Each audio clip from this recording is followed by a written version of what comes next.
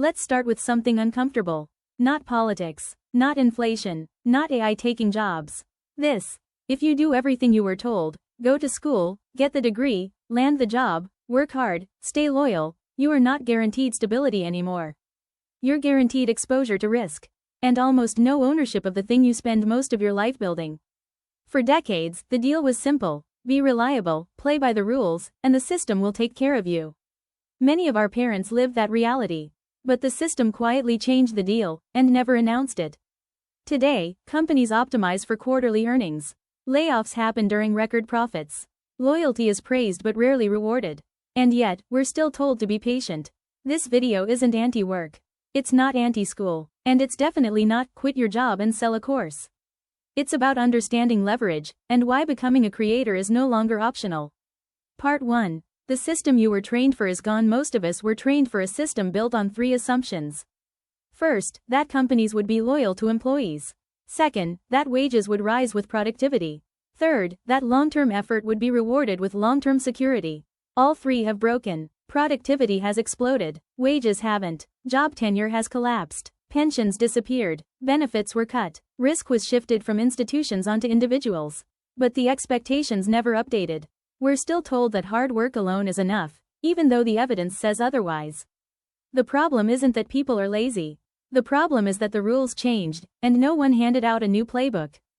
Part 2. The real risk no one talks about. When people talk about risk, they usually mean losing a job. That's not the real risk. The real risk is spending decades building value you don't own. Every email you write, every workflow you improve, every customer you retain, that value compounds, just not for you. It compounds for shareholders, executives, and platforms. And when the math stops working, the relationship ends. No matter how loyal you were. If your income depends entirely on permission, you don't have stability, you have dependence. And dependence is fragile. Part 3. What creator actually means.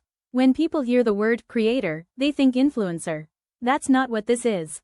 A creator is simply someone who builds an asset they own.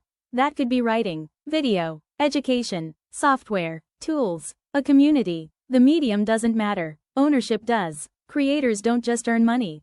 They build leverage. Leverage means optionality, the ability to pivot, negotiate, or walk away. Even if your creator work never replaces your job, it changes the power dynamic.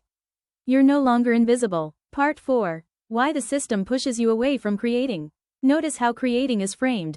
It's called risky, unrealistic, a waste of time, but no one calls unpaid overtime risky. No one calls burnout unrealistic. That's because creating shifts power. A person with skills and an audience is harder to control, harder to replace, harder to ignore. The system doesn't hate creators. It just prefers workers without leverage. Part 5. This is not about escaping work. Let's be clear, creating is still work. But it's aligned work. Work where effort compounds, where learning stacks, where risk is diversified. This isn't about quitting your job. It's about not relying on one fragile income stream. So the real question isn't, should I be a creator? It's this. What do you own if the system moves on without you? Because it will. Quietly, efficiently, without apology. The people who thrive next won't be the luckiest. They'll be the ones who started building something small while everyone else waited for permission.